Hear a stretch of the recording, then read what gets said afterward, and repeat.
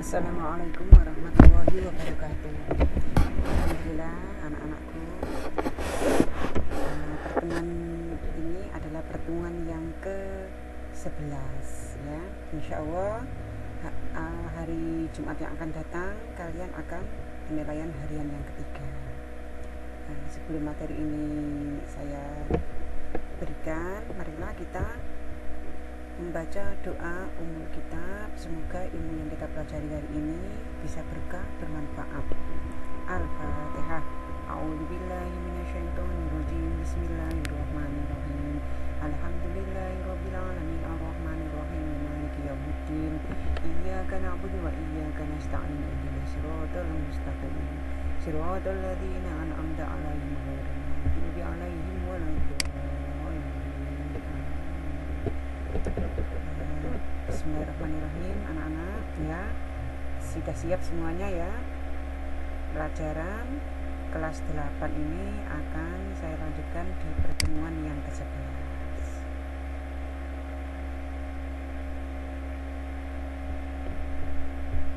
Geser dulu, melanjutkan materi yang kemarin.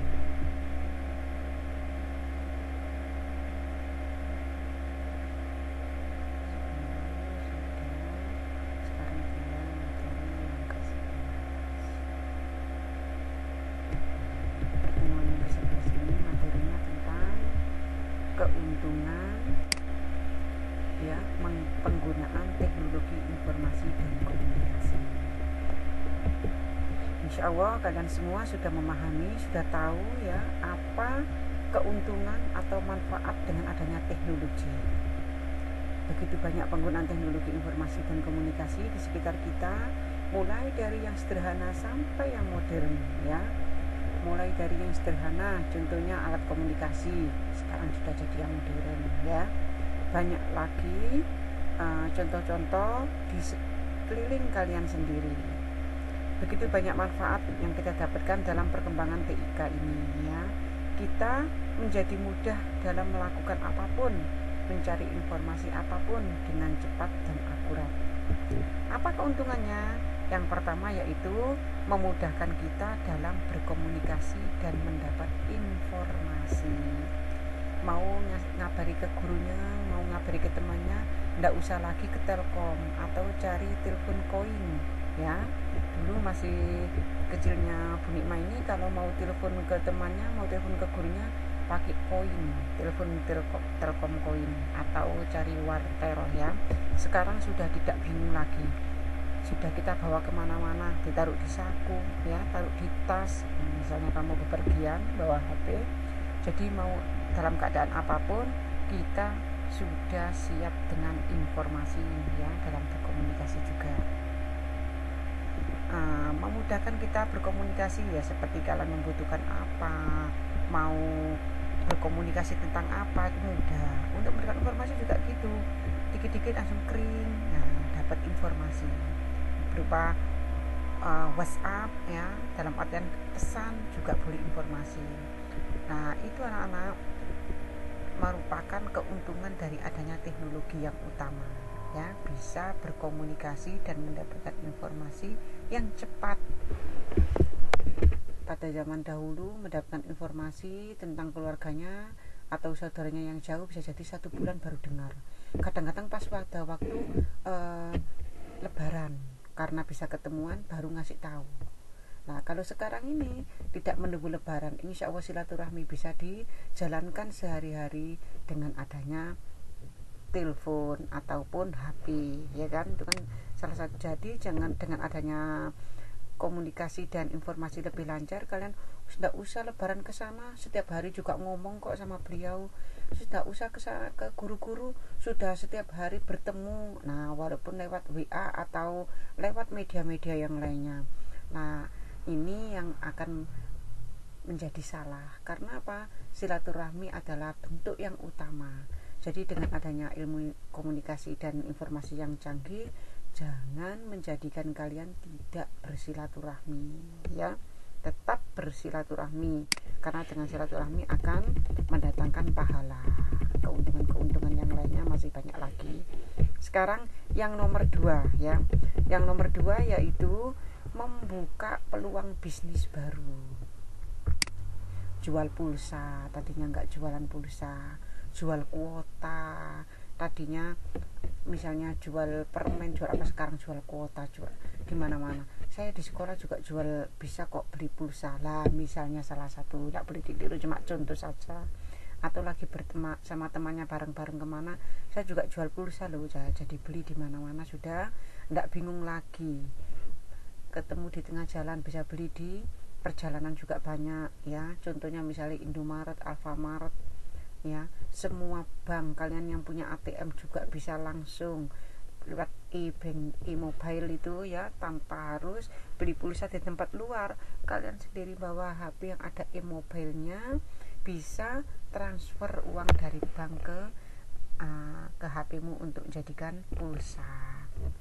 Yang ketiga yaitu meningkatkan layanan informasi kesehatan jarak jauh. Jadi kesehatan jarak jauh tuh sekarang sudah sedini mungkin terasa pusing-pusing, kok sering pusing, di-scan ya, di USG kan. Perutnya kok sakit, enggak selesai-selesai, di USG kan. Jadi sedini mungkin kita bisa mengetahui penyakit atau sakit yang ada pada diri kita, sehingga enggak sampai harus lama-lama untuk ke rumah sakit ya. Di samping itu apa, misalnya lagi tidak sakit, misalnya ibu hamil lah, ingin mengetahui anaknya laki-laki atau perempuan, langsung di USG kan. Oh, anak saya perempuan, siap-siap, mulai dari pakaiannya, mulai dari ranjangnya ya, sepatunya, topinya, calon bayi sudah disiapkan dengan hasil USG tadi. Walaupun hasilnya tidak 100% benar, tidak 100%, itu kan masih perkiraan manusia dengan menggunakan alat atau media. Yang keempat yaitu memperkaya kebudayaan. Dengan adanya teknologi informasi dan komunikasi, lebih banyak teknologi. Anak kecil sudah bisa membuat permainan ya, permainan yang dimana permainan itu membawa manfaat ya. Jadi seperti itu semuanya ya, adanya teknologi informasi dan komunikasi, sehingga kaya akan budaya. Seperti aja di Indonesia ini, budaya yang pasti dimiliki kita adalah batik. Batik itu tidak hanya satu, macam-macam namanya batik itu. Mulai batik Jawa, batik Madura, batik Lamongan, batik Jawa Tengah. Batik Jawa Tengah pun juga meliputi batik lah, berbagai macam. Itu namanya menambahkan budaya, seni ya, dengan adanya teknologi.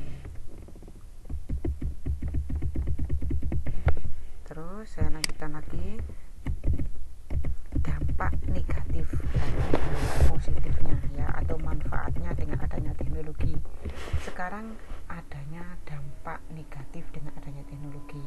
Kalian insya Allah sudah memahami ya, selama kita menggunakan internet, apa yang harus kita lakukan dan apa yang harus tidak kita lakukan. Setiap perkembangan teknologi informasi dan komunikasi pasti memiliki manfaat dan kegunaan bagi orang. Namun keunggulan yang dimiliki teknologi informasi dan komunikasi ini juga memiliki dampak negatif ya, yang dapat merugikan pada diri kita sendiri, juga lingkungan kita, terutama pada negara kita. Dampak negatif ini disebabkan oleh pengguna, salah satu tidak bertanggung jawab ya. Ada yang tidak mau di-sharekan, misalnya kayak antivirus ya, virus di-sharekan.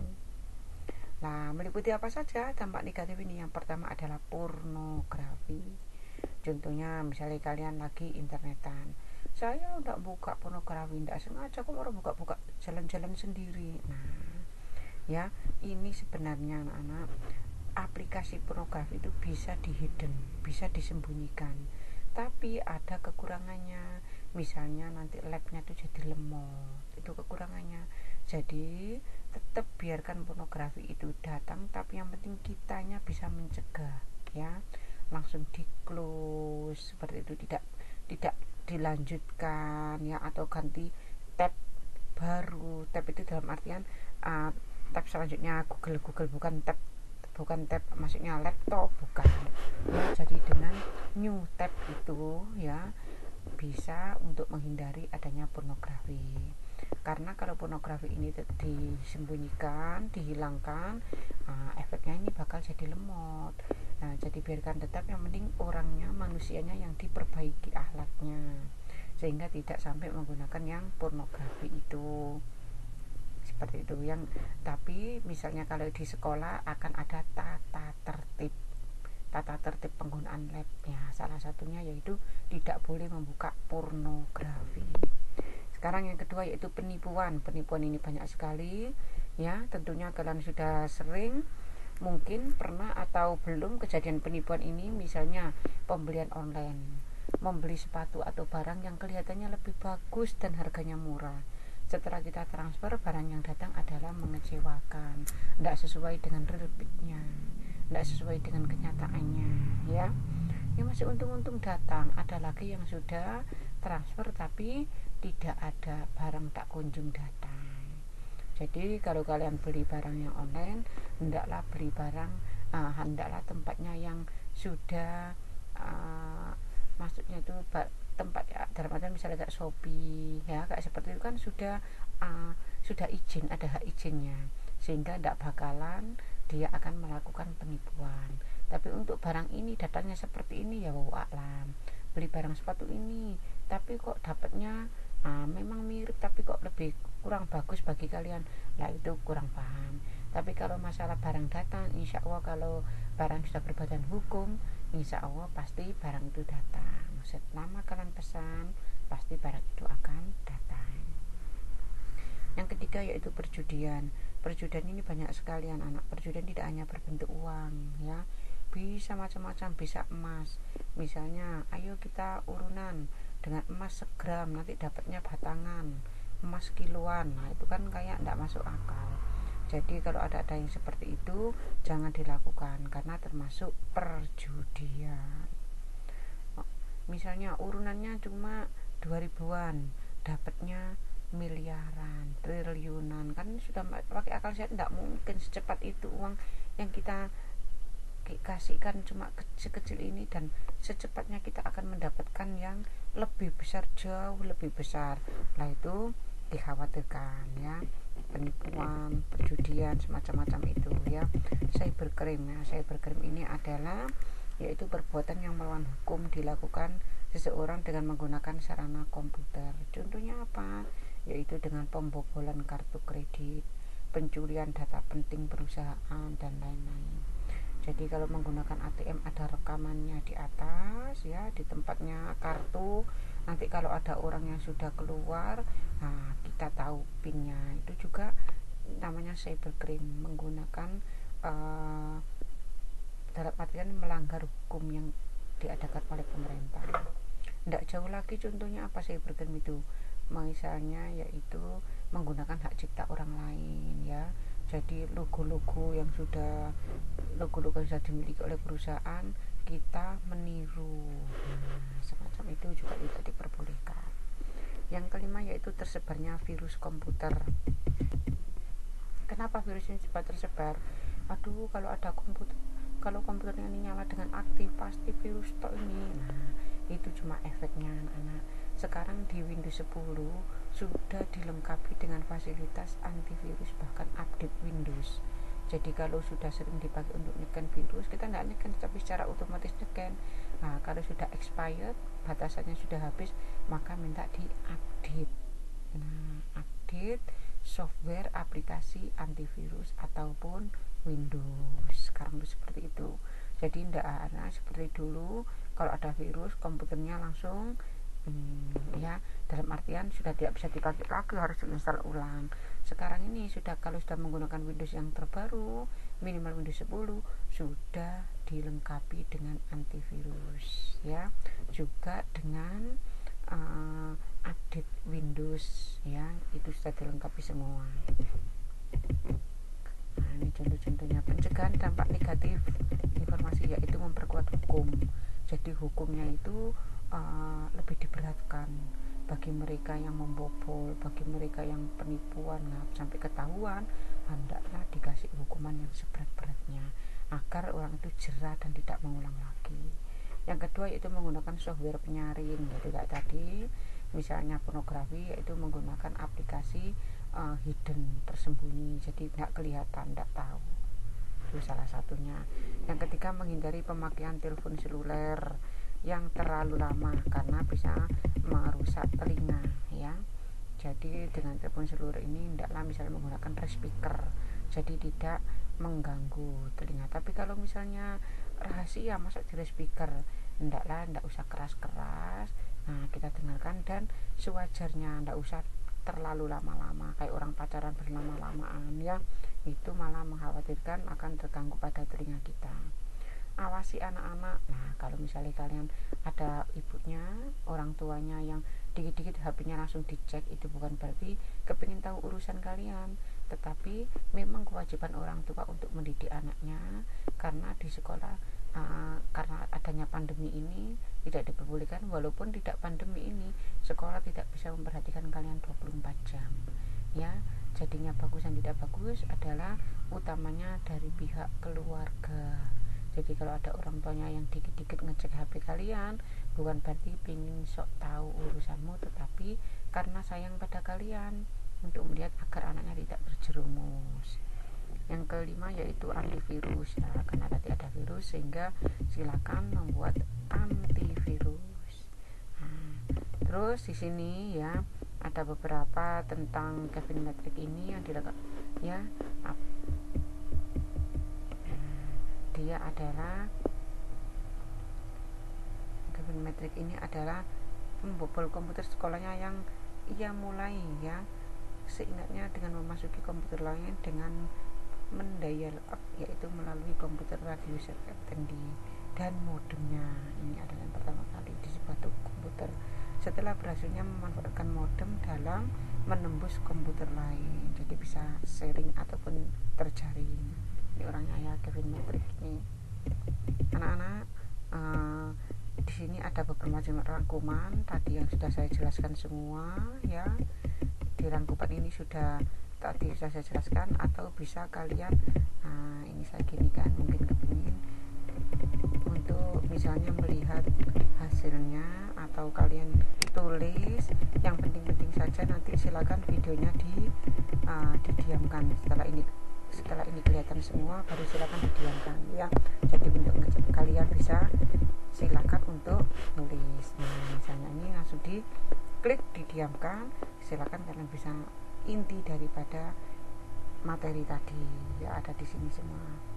Terus anak-anak, ini kan pertemuan yang terakhir di 3 pertemuan yang ini. Sebelum besok itu ulangan harian yang ketiga, maka saya minta tolong semua lembar kerja yang ada di sini silahkan dijawab. Boleh kalian foto dikirim lewat wali kelas, dikirim ya. Ini wajib loh ya, semua ini. Nah, lembar karena apa? Di pertemuan yang ke-9, 10 tidak ada soal-soal, langsung saya jadikan satu di akhir modul ya. Ini wajib dikerjakan semuanya ya. Ini penilaian harian, latihan ini, walaupun ini kan hanya latihan harian yang ketiga, tapi untuk penilaian harian 3 yang sesungguhnya besok ya, tapi tetap kalian kerjakan ya. Untuk belajar wajib mengerjakan latihan soal ini. Paham ya? Sebelum diakhiri, marilah kita membaca doa kafaratul majelis. Terima kasih atas perhatiannya. Semoga ilmu kita bermanfaat. Bismillahirrahmanirrahim. Subhanaka Allahumma wa bihamdika asyhadu an la ilaha illa anta astaghfiruka wa atubu ilaihi walhamdulillahi rabbil alamin. Wassalamualaikum warahmatullahi wabarakatuh.